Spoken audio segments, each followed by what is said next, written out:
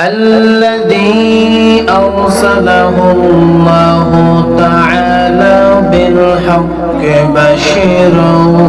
ونذيرا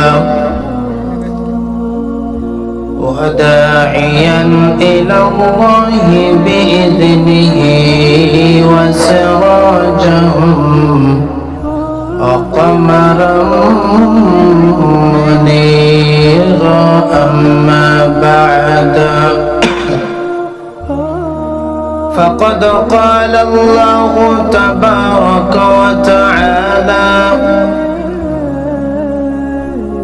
أعوذ بالله من الشيطان الرجيم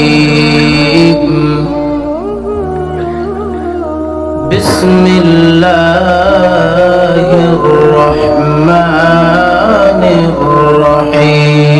الرحيم لن تنالوا البر حتى تنفقوا مما تحبون وما تنفقوا من شيء فإن الله به عليم. وقال النبي عليه الصلاة والسلام قال ما نقصت صدقة من مال وما زاد الله عبدا بعفو إلا عزا وما تواضع أحد لله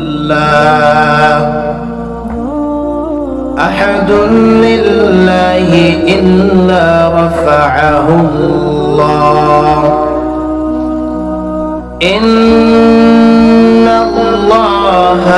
وملائكته يصلون على النبي صلوا عليه وسلموا تسليما اللهم صل على محمد وعلى آل محمد كما صليت على إبراهيم وعلى آل إبراهيم إنك حميد مجيد اللهم بارك على محمد وعلى آل محمد كما باركت على إبراهيم وعلى آل إبراهيم إنك حميد مجيد